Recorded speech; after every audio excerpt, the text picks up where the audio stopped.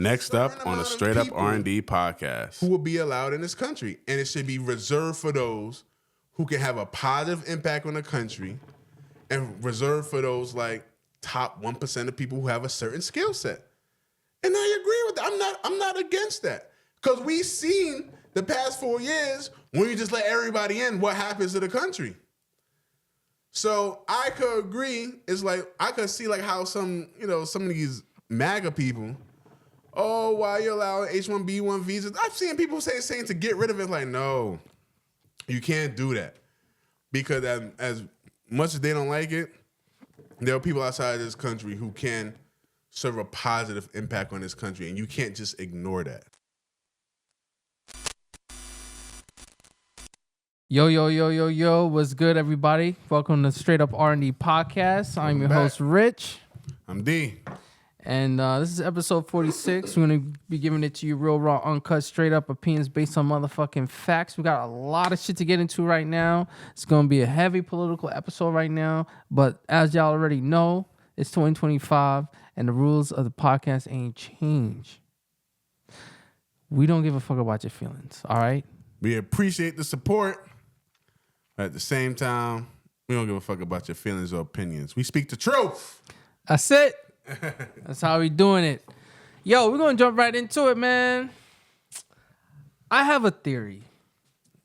Go ahead. I have a really, like, sometimes I just see shit and I just be like, I think this is going to happen. And 9 times out of 10 times, I'm kind of right about it. Mm-hmm. You know what I'm saying? Let me hear. I think entering 2025, we're going to see the dismantlement, the destruction, the fall of MAGA. I think it's gonna crumble, and I can see it happening. All right, but who do you categorize as MAGA? Like people that voted for Trump, or like the extremists? Like who's MAGA? Everybody. I think the whole Republican Party about to crumble then. Well, yeah. All of it's going to crumble. Because think about it. Everybody was on Trump, was riding Trump D train. Right? Mm-hmm. There's riding him. All the Republicans riding him. You had Democrats turn Republicans riding for him. Mm-hmm. Right? We've seen that. Tulsi Gabbard switched up. She pulled the okie doke on her own people and came out as Republican. You see what I'm saying? All that loyalty, I feel like it's just a show face because everybody else is trying to get a job, trying to get a position, trying to get something, trying to get paid, trying to get that dough. Yeah, that's politics. Trying to get that cheese, that lettuce. You see what I'm saying? And I feel like once he get in, then we're going to see the real face of this whole clique, this crew. Trump hasn't even became president yet, and there's already tensions between MAGA supporters and Elon.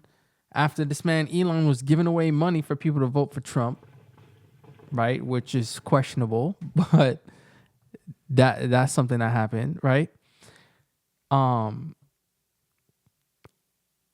don't, I see the core MAGA supporters, and which is kind of behind what Trump was really preaching for, was to deport a lot of people. Mm-hmm. Now, H1B visas, people who are, hardworking or, have a very niche particular skill set that can be very valuable to the development of technology in the United States or even innovation for businesses and so forth, right? Right. Those people are getting visas to come here and then becoming citizens, right? Right. Okay. I am not against people coming here to this country, the right way, especially if they're contributing to the country in a positive way, right? Mm-hmm. I am not against that. But,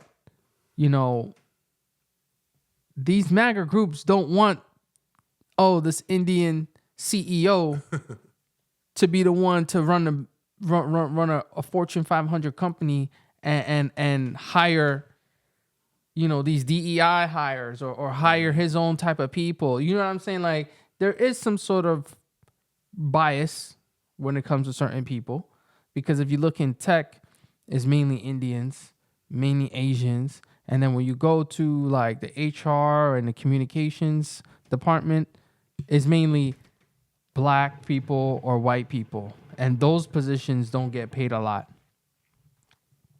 Okay. So I can hear what both sides are saying. And I think that's going to bring a lot of tension, because Trump, he's got to support his supporters. Because Elon wants something doesn't mean he's going to get it. And I think a lot of people have been saying, oh, Elon is the president. Elon's the one that's running it. Yo, this is Trump. But this is why I don't understand with this, though.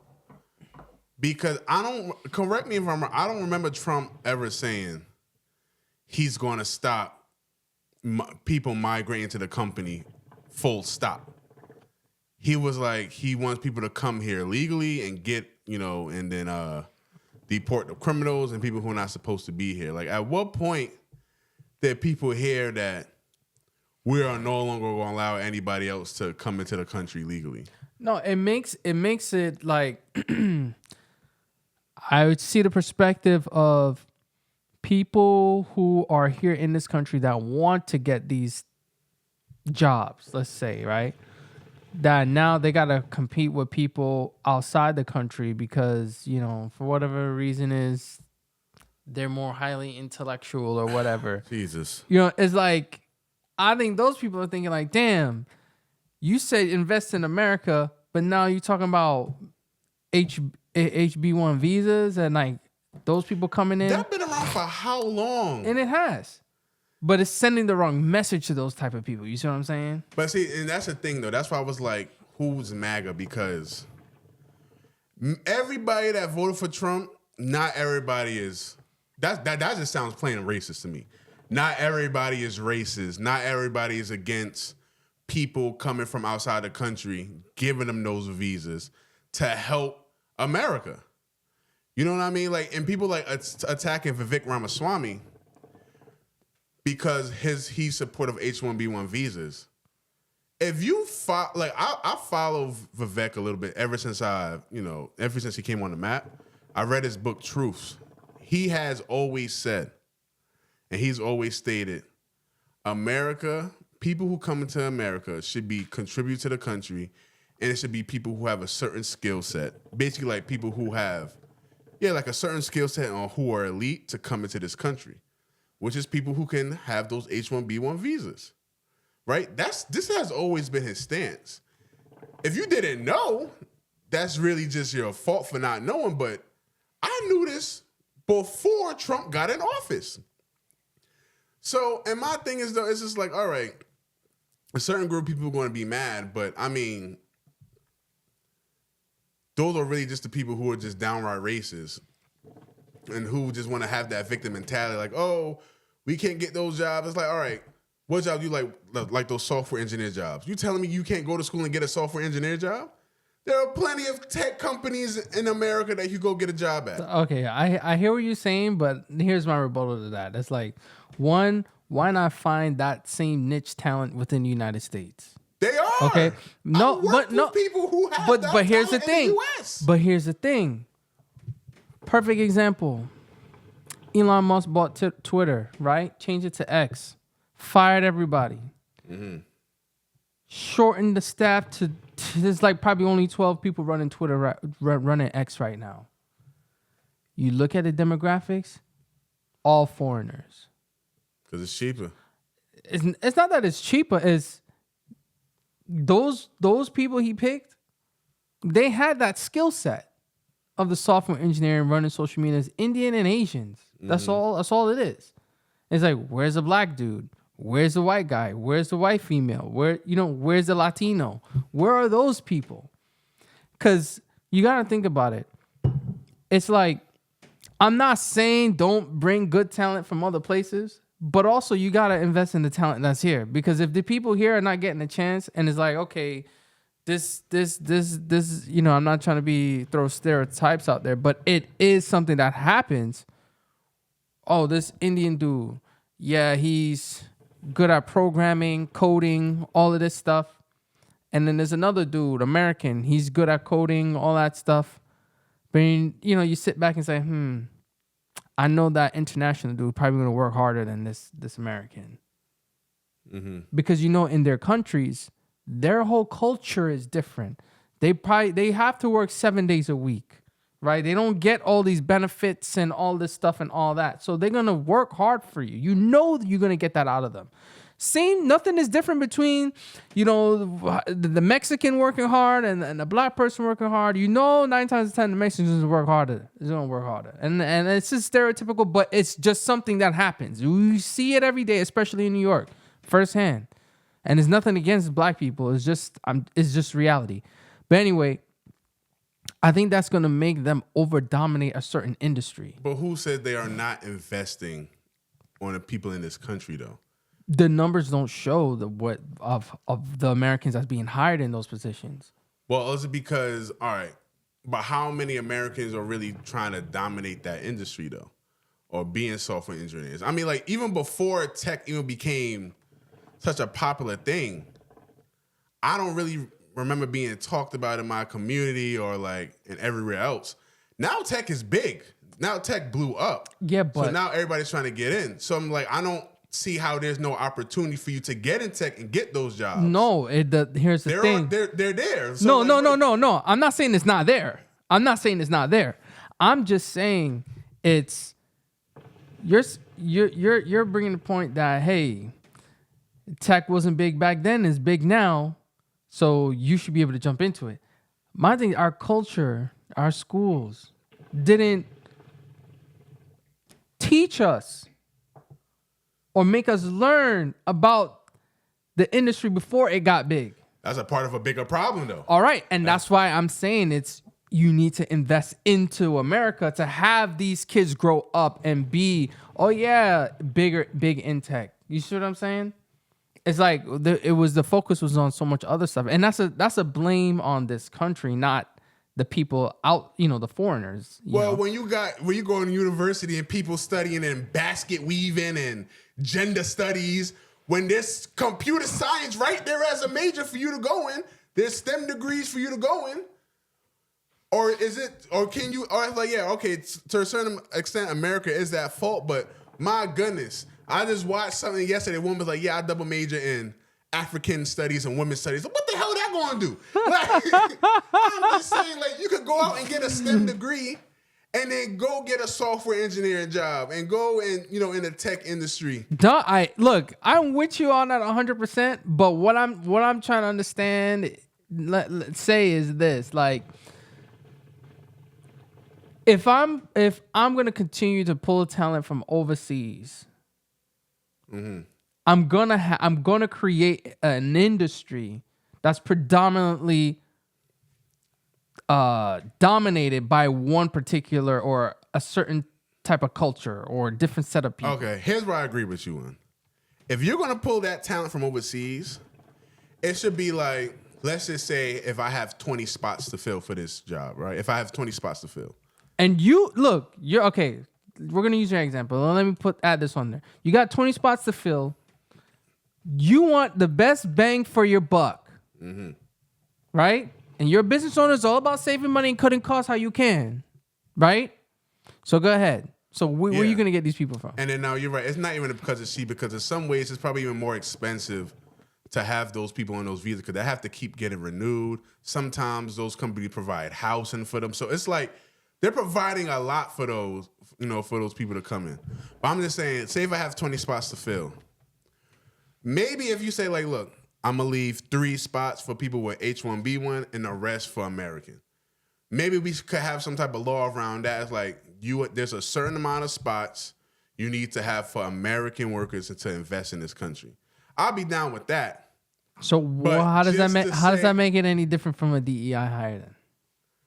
It really don't. It's like that sounds like the same thing. But I could be down with that if you want to invest in a country and then you say, like, hey, there's some spot, because, like, the reason why I'm saying there is talent outside of America, and if they can come and help this country, what's wrong with that? We should want the betterment for this country. So if they could come and help the country in a positive way, mm-hmm. I'm down for that. Like I'm not against people migrating to this country. I heard a perfect example of a guy who migrated from Jamaica. He like, America is like the Lakers or like, the Celtics. It's like creme de la creme. Mm-hmm. Not everybody's gonna gain citizenship here, and not everybody should be allowed here. That's just the way. That's what he said. He said that's just the way. That's true. That's just the way it is. So it's like it's only a certain amount of people who will be allowed in this country, and it should be reserved for those who can have a positive impact on the country, and reserved for those like top 1% of people who have a certain skill set. And I agree with that. I'm not against that, because we've seen the past 4 years when you just let everybody in, what happens to the country. So I could agree. It's like I could see like how some of these MAGA people, oh, why you allowing H1B visas? I've seen people saying to get rid of it. Like, no, you can't do that, because as much as they don't like it, there are people outside of this country who can serve a positive impact on this country, and you can't just ignore that.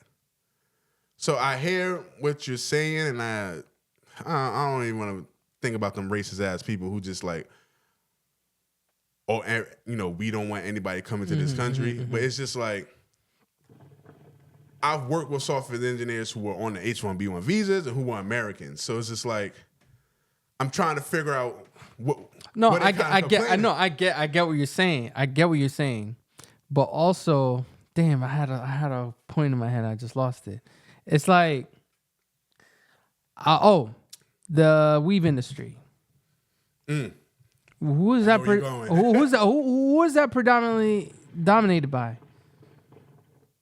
Asians and Indians. Yeah, Asians and Indians. Right? So it's like, okay, where is, put that retrospect into tech. It's like they take that money and that money can be sent back to their country. You see what I'm saying? How does that benefit the United States?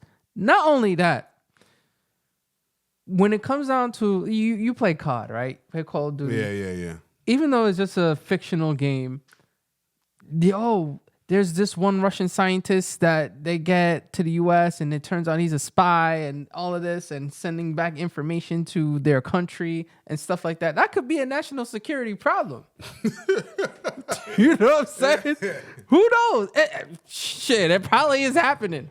But it's like, I just want it to be look, definitely don't ban people from other countries that's coming here who have good intentions of helping in the betterment of the country. Yes, but at the same time, it's like, I wouldn't want to see a company that's strictly hired H1B visa people. I could agree with that. But I'm only saying this because the way Elon Musk was talking is like, oh, we need them in this country, as if we're not capable of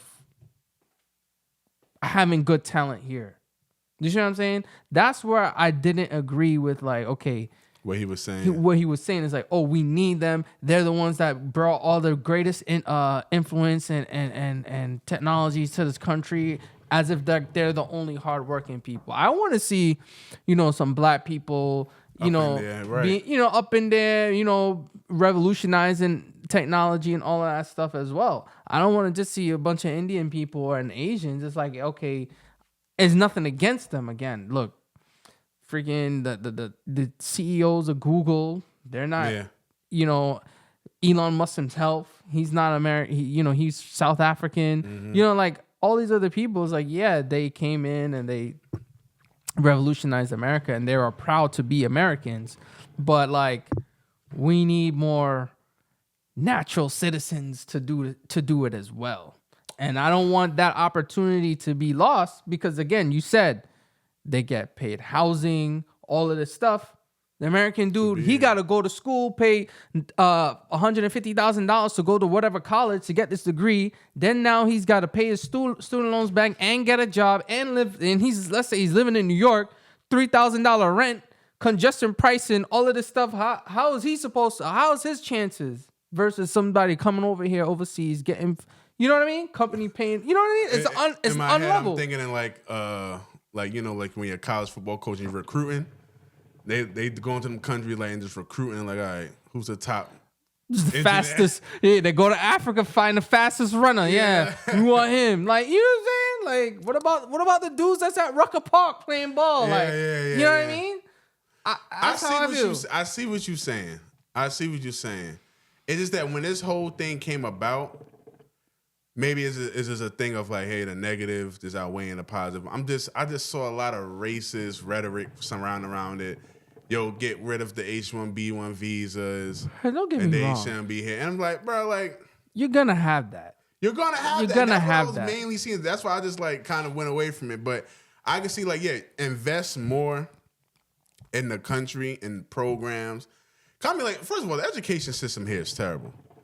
Like, how many things that we had to find out on our own or learn on our own, like after high school? going through it that we had to learn, or after the fact. Oh man, I should have did this. I should have did that. Exactly. Like, shoot, man, there are people out here who didn't even know computer science degrees existed in school. You know what I mean? So it's like, there's some people out here that only thought that the computer was for social media, bro. It's like, God, like, seriously. no, for real. And it's like, Elon is wrong to an extent. Vivek, on his philosophy on it, I don't 100% disagree with it because he's just saying, like, look, if you come into this country, we should only allow the top 1%, the creme de la creme, to be in this country, not just have a wide open border, because that's not a nation. It's like, all right, yeah, I agree with that. But if you're just going to have an industry oversaturated with people outside of this country, then it's like, okay, now I can see where the problem lies. It's like, you have people who are here capable of doing that. Give them a chance. But you gotta. But that's really that's a company by company thing, though. Like, if that's what Elon doing, Trump, you gotta like, that's your boy. You gotta tell him like, yo, Elon, you know what I'm saying? You're my boy, but you gotta fix this shit up here in Twitter. But you gotta realize the people that's coming through the border illegally is not the same intellect level as the creme de la creme of. But that's what I'm saying. That's why you gotta shut that shit down. Yeah. So yeah. But what I'm saying is, like, you can't compare criminals and those type of people that are not contributing to the country in a positive way, and compare them to people who are coming the right way through the H1B visa. Like, that, like, is different. Close the border and get those people out of here. Yeah, that's what I'm saying. Close the border, get those people out. And for the people who come in, they come in legally, and they are coming in to contribute to the country. That's what I'm saying. So that's why I'm like, get rid of H1B visas. And then people were even, mad because I feel like it was Trump. But there was a whole debate about, giving those people pass to citizenship. I believe Trump said that. Oh yeah. Elon was championing that, to say, well, I feel like Trump said that too, they should become citizens. Like, the path should be much easier for them, since they're the creme de la creme of whatever technology or whatever industry that they're in, because they're benefiting the country and they want to be American citizens and they want to be here and they're doing a positive thing for the country. They should be becoming citizens much easier. His thing was that they should get it faster. And like, now it's like, okay, I get it. I know people. I know a lot of for that, bro. Some people who are on H1B visa, they didn't get citizenship till 10 plus years after. Which is ridiculous. So it's like, I agree. It's like, no. It makes sense, because I personally know about 10 people right now that, they came, they went to school, they got a job, but it was hard to get a sponsor. They doing their job. They're not criminals. They're not doing anything. They just being regular people doing their own thing. You see what I'm saying? And should they be here? Yeah, you're not doing nothing. You working, you paying your taxes. You know what I mean? You're contributing to this country. Of course. Why not? But let's not get it twisted to where, let's just all the best of all of these other countries. Let's say, okay, give it 20 years, right? Mm-hmm. We can't control the education system in another country, right? Mm-hmm. And if all these people are coming here, yeah, they can be good people and all that. What is America going to turn into? where like all the people that's here is going to suffer, because now I'm going to look at an H1B1 person as more valuable than an actual American that's been born and raised here. And that can lopside the job market. Yeah. It's, to me, it's speaking to a bigger problem for our education system. Because if you're looking outside the country to do a certain job, to do a specific job, that means you just not have no faith in the citizens to complete that job, because maybe you're saying they're too dumb or like whatever. But like, the education system here needs to be fixed, man. Like, badly, promptly. And, you know, I ain't in that seat. I don't know what the best way is to fix it, because as you know, in the Asian community, bro, there are sticklers for education. Oh yeah, Sticklers for education. The culture is different. One thing to realize is, like, here's the thing. Other countries do this too. For instance, I don't know, like, I'm just gonna make up an example. A Japanese mechanic, right? We know Japanese make really good cars. Yeah. You know, the cars are great. If we get their best mechanic, right? Ooh. Or motor engineer, and they come here, yes, that would be beneficial, because now he could come here, he get a position, he could teach other people, hey, you know, learn this. This is how. This is why it is. This is the secret. All the whatever, right? But you can't say, all right, I'm gonna bring, you know, the motor engineer or whatever mechanical engineer from Japan and his whole staff. You see what I'm saying? And then they're gonna come here and work, and then just boom, like, you know what I mean? Like, what you gotta help the people that's in your country. It's got to be a balance. And I felt like the way Elon was taking it was like, oh, we need them, and it's just like to grab them, like, oh, we want to take all the best from all over the other worlds to come here and build this country. That's not being built by Americans. You see what I'm saying? Yeah. And then for a real American, it ain't gonna feel like your country. Yeah, no, I can understand that. And when this came out, it was so many podcast networks talking about this. I feel like the message probably got misconstrued after a while, especially on those left-leaning networks. But yeah, Elon, you gotta understand, he came into this country and he migrated to this country legally, and so he had probably a different viewpoint of people outside this country. And, you know, I think you're probably right. People who were following Trump, this is why I think was the whole campaign. And it goes back into like the Vivek Ramaswamy example I gave. I read his book. I watched his interviews. I knew his viewpoints before he became a part of Trump's cabinet, right? People were just following Trump and just basically, you know, on his lap saying whatever Trump says is right. You know what I'm saying? But without actually studying the people around him.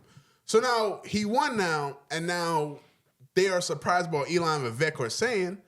Oh, no, we don't like that. I'm like, bro, if you actually heard them from before, this is nothing new. This is nothing new.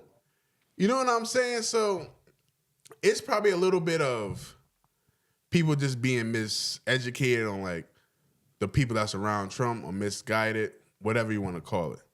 But yeah, I could definitely see, like, you know, that is a sticky situation, or, you know, it is a problem. Like, hey, you need to give Americans a chance also. And we'll see. Shit, man, we'll see what. Wow, perfect example. Perfect example is Jamaica. Right now, I'm seeing a lot of construction workers, or what I'm hearing, you know, a lot of Asians are there doing a lot of the, you know, building the buildings, repairing the roads. They're getting a lot of the contracts to do the work. Mm-hmm. And, you know, the companies that are there, they're not getting that job. Do you think those people are going around hiring, you know, native Jamaicans to work in their company to do the same job so they can get paid as well? No, they're not doing that. You know, They just want the job done. they want the job done without any of the bullshit. You know what I'm saying? So I feel like that's the same thing that could happen here. You know, you bring businesses from over there to here. Look at TikTok. Now that's going away. Yo, man, that's like really official now, yo. Like now, Yeah, it's official, and I'm glad. I'm seeing content creators cry on TikTok. I'm glad it's done. I'm glad it's gone. No, me too. Honestly, I mean, like me, I don't care either way. But like, I'm glad it's gone from the standpoint of, you already know this generation has a terrible attention span. They can't watch long form content for nothing. They can't focus. So maybe eliminating TikTok can help with that. But look, I was bounced off. I was like, God, it's gone. I've been wanting this thing to be gone. It's like so annoying. And it's like the number one thing is it's owned and operated in China. See, and that's the thing I don't think And I people didn't understand that. They're I was not like, understanding. how? They're just looking at it as, oh, America doesn't want us to be educated, or America doesn't want us to, I don't know, have an app. But I'm like, yo, we're at war with China, bro. Like, y'all gotta understand, America and China at war. And when Trump coming to, all hell breaking loose when he coming off. Oh man, did you hear what he said about the Middle East? He said, if we don't get a deal before I'm inaugurated, yeah. it's gonna be all hell. It's gonna be, I was like, yo, I was like, this man. He's not fucking around. Like, I was like, this guy's not playing. He's not playing. So that's what I'm saying. Like, we are at war with China. So, like, to have a company own and operate into China and it's being heavily used in America, it's like, what did you think was going to happen? What you think? So it's not, can some of it be true? Like, yeah, America don't want you. But I don't believe in that. It's like, yo, we're at war with China right now. They don't want this. And they're getting, I feel like the 19th is when we ban it, like right before Trump get in. Actually, I heard a couple investors are trying to buy it. They're working on a deal. That's the only way to get it. The one dude from Shark Tank, he's more on the business end. Forget his name, Kevin something. Kevin O'Reilly. Yeah, him. Mr. Wonderful. Him and another guy, they're trying to work out a deal to buy TikTok. And they're trying to gather around the money to get it because, that's going to be a lot of money. It's a lot of money. There's a lot of data behind it. But one thing I didn't know is like the servers, all of that stuff is in China. Like, that's crazy. Like, all this data that they're getting on Americans is in another country. So, like, and see the thing with TikTok, the CEO, he doesn't want to sell. So, like, he doesn't want to. Like, he's standing 10 toes down. It's like, shoot, it's either... But that's a political thing in China, though. China, Xi Jinping probably telling him, don't sell it. Like, you know what I mean? Or, you're going to get fined. They got their own rules over there, too. See what I'm saying? Yo, that man in the middle, like, bro, I don't know what to do. That's what I'm saying. Like, at the end of the day, it's like, it's bigger than just these content creators and people just scrolling on the app. It's bigger than that. It's bigger than that. And people don't understand that part. It's like, okay, you jump on Facebook, Twitter, all this stuff, it's fine. It's bigger than that. Look how Facebook Zuckerberg flipping the script. How they influence elections and all of that stuff through social media, and people using it and don't even realize. They don't even realize they're being influenced a certain way. Now he's flipping the script, talking we're getting rid of fact checkers and all of this stuff. Like, they roll back on the DEI stuff in the company. Hey, and look who's becoming president. He's rolling all that shit back. Yeah, I'm telling you, it's bigger than just. It may seem simple on the surface. Yeah, but it's bigger than that. It's bigger than that. So, yeah, with TikTok, and my thing is too, like, they're a job, or those jobs about to just go away? Because like people who work for TikTok, they're like jobs in America. I believe they have like corporate offices in America and stuff. Like, I could be wrong. I feel so. They have corporate offices in America. So or they just go away. No, they have offices and all that here in the U.S. Once it gets banned, they're fired. So I'm like, Hopefully some of them were smart. Once this rumbling started to happen, I'm like, you know what, let me get up out of here now. Yeah. But some people, bro, boy, this is about to be wild. What's today's date? Today's the 12th. Yeah, so got a week. I think the 19th is the last day. 19th is 19th the is the last day. So, hey, man, I really hope it gets canceled, closed. Like, I don't care if you was a big content creator on it, blah, blah, blah, blah, blah, blah. I don't give a shit. I don't care. Get rid of it. Get this gone. This thing has been traumatizing these kids. Like, they can't focus. They on TikTok all day. They being distracted. All these little stupid challenges. All these little... like Facebook and Twitter wasn't enough, and Snapchat's not enough. Like, come on. Yeah. So I was watching. It was this content creator on TikTok. He gave his whole story. He said basically TikTok saved his life because he was at a dead end job. That he started making gaming content on TikTok. You got Twitch, and then he was like he started making a lot of money. But now with it being banned, he was like, what am I going to do? He like, can I fill out a job application? He was like, I've been out the workforce for like 3 years, and when I'm going to tell them I'm playing video games, so he like, I don't think getting a job is an option for me. I'm like, bro, 3 years ain't that long. I'm like, bro, like you're not 40. You could go back in the workforce and you know, and like build up another, social media platform.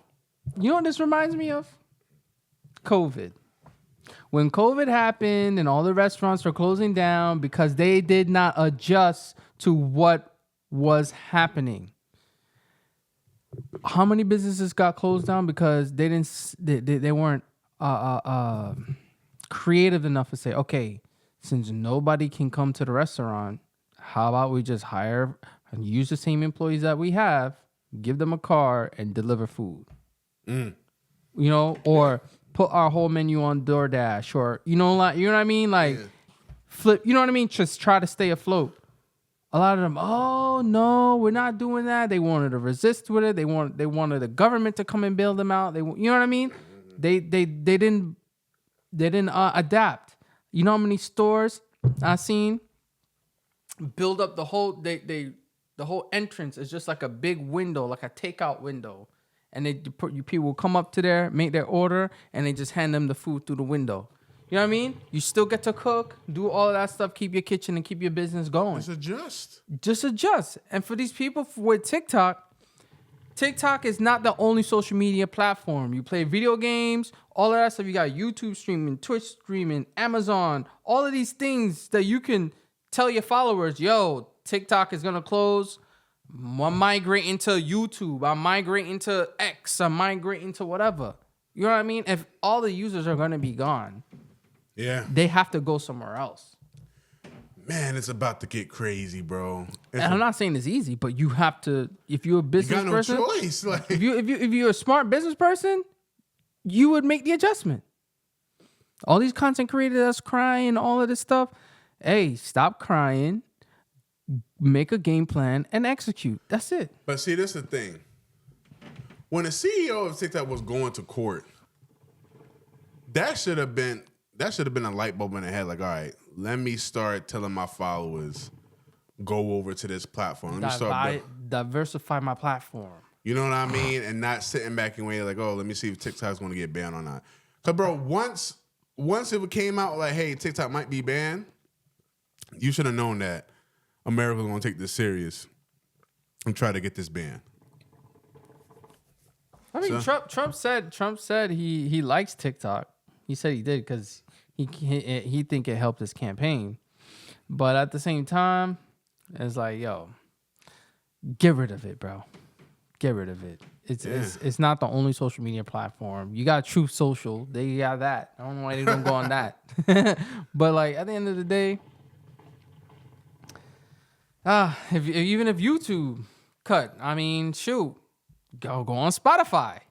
You know what I'm saying? Like go on Spotify or something. But that's to bring it all back. That's what I think is the fall of MAGA, because now we're seeing a lot of, like you said, a lot of people didn't look into Elon, didn't look into Vivek, didn't look into certain people. And now when he's about to get inaugurated and they're saying, whoa, we actually don't agree with that. And what is this? Hey, it's gonna cause some division, and I think it's gonna be pretty ugly. Yeah, it's. I mean, yeah, it's. I think it's gonna get ugly either way once Trump gets into office. Just because, bro, I could just hear it now, bro.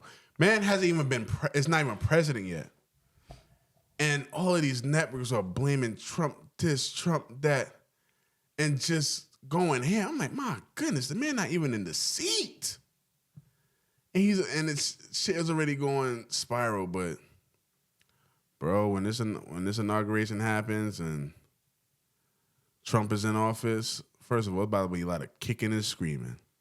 Because Mr. Tom the Port Man, he is coming to nigga dreams up down. The first dollar of the year, man. This man is dreaming of deporting people, bro. Like, it's about to go.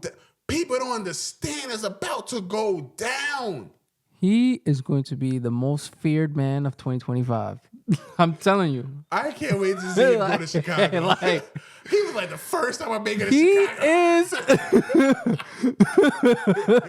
He is the Grim Reaper, yo. Like, take the skeleton mask and just put his face right there, yo. Like, bro. He's the Grim Reaper, bro. Yeah, and it's just even it's more. Not funny, division. but it's just like, damn, son. It's just even more division. And the thing that's sad about it, it's just even more division that's going to just happen in this country.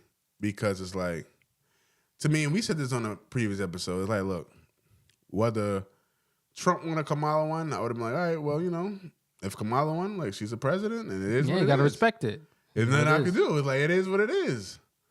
And I'm not going to be up on here bitching and moaning about, oh, Trump should have won this and that. I mean, if she did something, you know, stupid in a couple of months, we would come over here and say it, but you got people up here, bro, like, it's really going down. Like, they can't let it go. And I just don't, and I see this year being, I don't know, like, I see this year being crazy because, bro, there is not, they're going to look at Trump under a microscope, but they're looking for him to do anything, bro. Anything. And to his credit, since he won, he hasn't really said anything like OD. He's been pretty calm. Nah, he's been calm. Like, I think he's waiting for the inauguration so he can talk. Because at that point, you're sworn in. Nobody could take that away from you unless you get impeached. But, you know. Yeah. Oh, and yeah, I guess we're going to talk about it later. But, you know, there was that, who was it, Carter funeral? Oh, yeah. Yeah, we're going to talk about it later. Yeah. But one thing I do want to switch a little bit, because even relating to the fall of MAGA, my theory, DEI hires, do you think that should be a thing? Like, should it be canceled? Should it stay? Because I know a lot of, Democrats and liberals are for that. Mm. You know, do you think that's something that should be abolished? Well, I say this. I believe there should be diversity in the workforce only because same like we were talking about the H1B one. You shouldn't just look at a certain group only for a specific job or roles in a company. You should look at everybody, give everybody a chance, right? Mm-hmm. With that being said, the thing with DEI as a whole, the reasons why I think sometimes it doesn't work because it's just like a checkbox for a company. Like the NFL, they have like their own DEI policy saying if there's a vacant head coaching spot, you have to interview a minority, right? No. The owners don't take that shit serious. They're like, all right, let's just get a black guy in here and interview him and just hire the guy we want to in the first place. Mm-hmm. It's shown that it hasn't really had a positive impact on having more black coaches in the NFL. It's just something that they're checking a box to do, and then they just hire who they want to hire in the first place. Now, if you happen to be black and you're qualified, then you're hired. Mm-hmm. You know what I mean? And I think that's how it should be overall.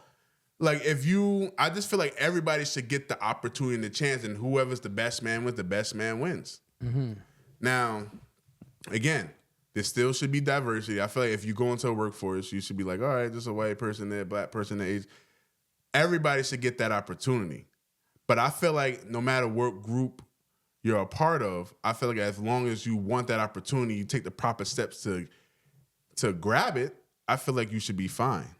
You know what I mean? So like there are some parts of DEI, like I think it was a study with Harvard. They were like, man, they have a DEI program in there, and the people who are part of that DEI program, they have no business being there. It's actually having a negative impact on the university. So it's like it's good and bad, but I mean overall, there was a point in this time in the country, there was a point in time where we needed DEIs because there was systematic racism going on. Mm-hmm. But do you think it's relevant today? Do you think we're in a place in the country today where black people and other minorities would get overlooked? I feel like I'll say from what I can see here in New York, I don't think it's a problem because we are a diverse city. But I can see it being a problem in like, North Dakota or something like that. I could see that being a problem where DEI would be necessary. Mm-hmm. Right? Or some southern states. Even the South now is just, there's a lot of black people, a lot of Hispanic people there and Indian people there. I don't think it's really that big of a problem, but I don't think DEI should be erased. Yeah, that's why I'm not totally for getting rid of it, but you got to calm it down a little bit. Yeah, maybe. it's got to be restructured. It's got to be revitalized in a sense where it makes sense. Right? It's like, okay, you go up in the company and like there's only 2 black people, 1 Hispanic person and an Asian, and you're like, well, like why that to me is like, okay, why is this the case? Right? You're not going to sit here and tell me out of everybody that applied or is capable of fulfilling this job, they couldn't be any other race. Mm-hmm. Right? So, yeah, and even for those people that are already in the company, they're going to feel excluded because of the work environment. And everybody has their own racial biases on top of that, right? Because in certain workplaces, you can't say you voted for this person and you can't say you voted for that person or else you get crucified. Mm-hmm. And in New York, that's how it is. You say you voted for this one person, you get crucified. In other states, you could say, hey, I voted for this person. Everybody, they cheer you on. Mm-hmm. So it's like the work culture also plays a role, but the DEI has to be in a point where it's like, okay, you're not going to purposely say, okay, we have to fulfill this requirement to hire a black person or a whatever. It's like, just make sure your company is diverse, period. That's it. That's it. Don't put a number on it because they're only going to get that number to fulfill the requirement. You say, oh, you need to make 10 sales. All right. It's going to make 10 sales. You know what I mean? You're not going to come back with 30. Just say, yo, make some sales and make us some money. That's it.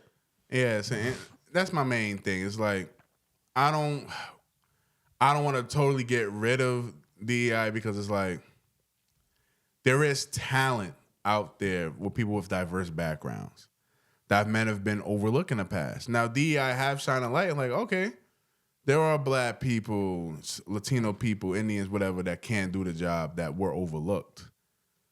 Now, I think since we have shown that, okay, now we can do those jobs now, I don't think DEI needs to be as loud as it was, but it does need to be restructured because there are some people out there that got the job solely based on their race and they just weren't qualified and overlooked for somebody who was qualified for that position. So It's like, yes, do I want to be, the workplace being more diverse?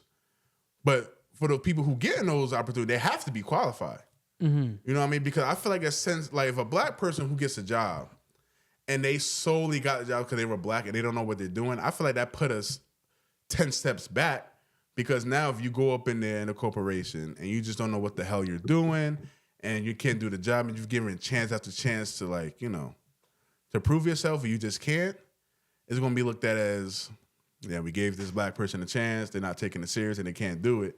That puts us 10 steps back. And now that could be a problem for any race, but if you already know this certain group hasn't had a lot of opportunities in the past, and you just hire this person just because they're black and they can't do it, no, like hire a qualified black person. And that kind of puts a stain on those type of people. Like, we've seen that they're not really high performers. They're not the cream of the crop like we expect them to be. Yeah. And then, it leads into all these other type of stereotypes that are not true. But that's our take on DEI. I wanted to switch on over to the inauguration day for Trump. What do you think that's going to look like? Oh man, I think a lot of people are going to show out. Did you hear like how Trump invited HBCU to attend? And I forgot the HBCU. I think it was one of them in Mississippi. But Trump invited them to attend and to perform and all that at the inauguration. People calling them sellouts. People saying they Uncle Toms because they're like, why would you go there and perform for Trump? It's like, bro, this is a presidential inauguration. So now if he did invite an HBCU, now he'd be racist. So now he invited HBCU, it's a problem. But it's like, why would you shame those black people to come and perform that's a worldly stage. You know who's going to be attending that damn inauguration? World leaders are flying in to come and see Trump get inaugurated. So now they're going to be performing in front of world leaders, local leaders, and they're going to be on a big national stage. Like, why would you, basically diss those people and discriminate them and just say, hey, they Uncle Toms and sellouts because they excited for an opportunity as large as this? That's like the NFL asking them to perform for the halftime show, and they're like, no. Like, come on, that's a big stage. That's a huge stage. No, I hear what you're saying, because I could definitely see the memes if they were to do it, or if they do it. I don't know if they're gonna do it. Or did they say they will or not? I feel like they are. I mean, let me look it up real quick. But go ahead. But I know I can see the memes where they're like, oh yeah, they dancing for that money. That you know what I mean? Like, I could picture all the memes. But at the end of the day, it's like, this is the president of the United States. And at the end of the day, we have to respect the person that won. If Kamala won, I have to respect her for it. If anybody else won, I got to respect them. That's the president. Mm-hmm. From that point forward, like, that's it. Biden became the president. I had to respect him. I'm not going to, if I see him on the street, get mad at him, or I could be politically mad at him, but I have to respect him as being the president, but come on. I think that would be a loss right there if they purposely don't go. It's not like they're, it's not like it's Dr. Umar's school. You know what I'm saying? Like, yeah. If it was his school and we know what he's about and how he is, I would say, yeah, don't go. You shouldn't go, right? But it's HBCU. You guys went to with Trump. You asked him for money. You did all of these things. You're a school. You need funding. Whatever. Just do it. Yeah, so I'm looking at this article. So, like, they're trying to go, but they need to raise money for it. It's always about money, man. Like, the trip will cost $350,000, and they need money for, like, travel, instruments, uniforms, and, like, other band needs. So it looks like they're willing to do it. They are excited for it, but they face backlash. It's Mississippi Valley State University. I think that's an excuse. But they're facing backlash from people to out of all them damn investors that is into that school, alumni, all them people, they should have been able to grab that money quick. I feel like they're gonna be there. That should have been the fastest money they ever got. Oh, and I do remember people saying, "Oh, why Trump don't give them the money and stuff like that." What Black Lives Matter? They should have gave them the money. So where they at? That's number one. Where they at? Hey, one of the founders of Black Lives Matter that that use all the money to buy mansions and stuff. One of her mansions got burned down in the fire. Oh, Sounds like karma. Karma. Ain't that some shit? But I feel like they'll be there. But, we'll see. Nah, I think they should be there.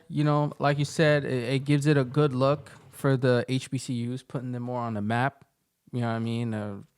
Come on. We want to support black schools and black education and all that stuff. This is the time you should put your feelings aside and just like, God damn. and just do it. You know Black what I mean? people, y'all just complaining about everything. Oh, we don't get the opportunities. But let it be a white school. let it be Harvard or something like that. Let it be one of those schools. Then what's gonna happen?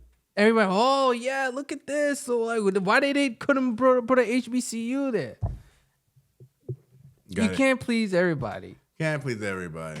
But I mean, as far as the inauguration, I think it's gonna be something big. When he got inaugurated the first time, they did a comparison with him and Obama's. Everybody was at Obama's one, and it wasn't as many people at his one when he first got inaugurated. I feel like a lot of people gonna be at this one. Oh man, celebrities gonna pop out the woodworks for this man. Mm-hmm. The whole UFC. Yeah. Okay. The whole UFC. The whole UFC. The NFL. The top execs, the ones that really run the NFL, gonna be there. Yeah. You So know I what I'm think saying? it's gonna be crazy, and then Kim Kardashian gonna be there. yeah, we'll just Kanye gonna be there. Man, what happened to Kanye? I haven't heard his name in a minute. Yeah, you're gonna start hearing about him soon when you're about to drop an album. So another thing, Jimmy Carter's funeral. R.I.P. to another fallen soldier, president of the United States. You can't be disrespecting the presidents out here. We may not like them, but hey, they ran the country, and we didn't get attacked. Yeah, that's very important. At his funeral, they saw Trump and Obama sitting next to each other, laughing it up. Yeah, they're getting along, Giggling, you know what I'm saying, popping jokes, giving handshakes, you know what I'm saying, cracking jokes and all that, and right in front of them, sitting in front of them, the row in front of them was Kamala Harris. And then she did not look happy.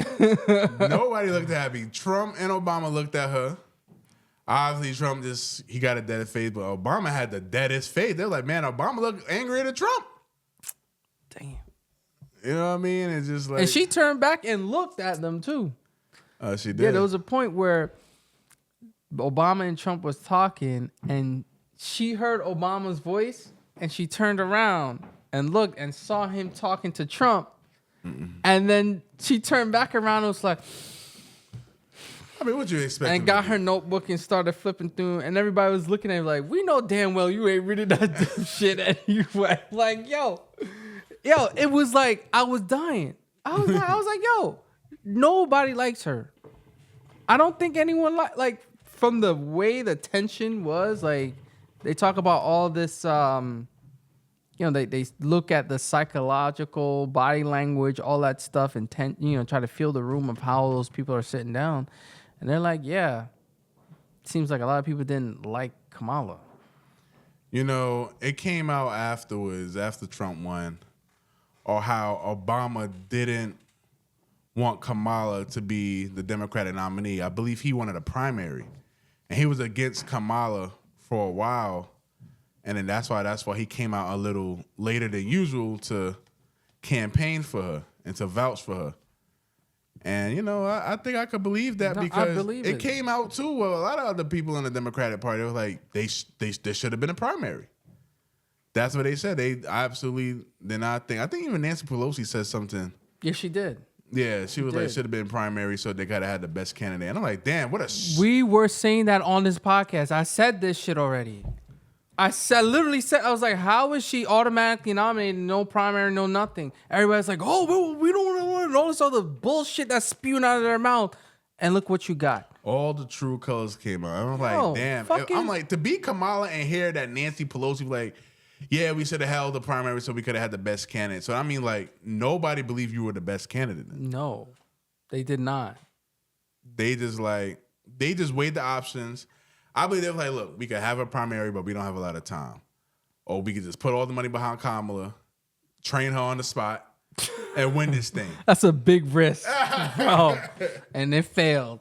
It failed. Look, I think if they had a legit primary and they picked a good candidate, Trump wouldn't have won all the swing states. I think. Listen, And he probably would have lost. I believe if they had a primary and they chose the best candidate, I don't think Trump would have won. Because like even if you look at the numbers, he won all the swing states. Percentage wise, it wasn't that big. If they could have got a Democrat that people actually like, it would have been much closer, and he probably would have lost. It would have been close. It would have been really close. He kind of just blew her out, wiped the floor with her. But percentage wise, it wasn't that far. But I mean, when you look at electoral college, the votes, it's like blowout. It was a blowout. So it could have been a lot closer. But yeah, you live with what you gotta. But you gotta also realize his biggest thing was the immigration. His biggest thing was immigration. And she economy. couldn't get rid of the stench from it, and because she was a part of the administration that let it happen. Exactly. So that's what I'm saying. Another candidate would have been better to say, "Oh, unlike my other constituents, Kamala Harris, me as a Democrat, I got a new vision for our path or whatever," and they could have bit off Trump's immigration policies as well and say, "Yeah, we want to get them out because it's hurting our cities." Right? Exactly. But no, they wanted. But what did she do? She ran off abortion. That's the only thing that she could have done, right? Yeah. And Kamala biggest thing, she couldn't get rid of that stench from Biden. She's too close to it. There was nobody that thought Biden was a great president, and because you are a part of that administration, people are like, look, do I want to vote for that again? So that's why I think they messed up in not having a primary, because they weren't realistic with themselves. Or think that American people really didn't care. They thought American people were just going to just fall in line. That, listen, man, y'all lied to you about Biden wasn't great. Y'all should have had somebody else in there. America was fed up. So now, man, we got to live with the results. Let's see what Trump is going to do. Got my popcorn ready. We got our mics ready for this next 4 years. Oh, yeah. We got the mics. The mics is going to be powered on. You know, it's going to be interesting. It's going to be interesting to see how vastly different, coming from one, Democratic Party switching to the Republican Party, of how the country's going to be ran. And with that being said, let's do a little recap on Biden's presidency. So him and Trump faced off back in 2018? I don't remember. What, the first debate? Yeah, like the first debate, the first election, Biden won. Yeah, you're talking about for re-election for him now. Yeah, for re-election. He ends up winning, ran a campaign from his basement, won. And from there, came off the rebound of the COVID situation. And the only thing I can really remember that we have is student loans are not forgiven. We didn't get the 20,000 or the 10,000. Inflation went through the roof. The Afghanistan withdrawal was just insane. The way he handled the Ukraine situation, The billions. way we handle Ukraine, sending billions. The Palestine war, Israel war, the hostages, China now, and Taiwan situation. Like, the foreign affairs was just not great, And I'm really trying to think what good really came out of his presidency, and I'm not sure what. I'm really not sure what. I mean, the guy's sleeping, can't talk, forgetting where he's going, drifted off into the jungle. I don't know, fall off his bicycle. You know what's so crazy? I watched clips of when he was in a primary, like when he was running to be the president.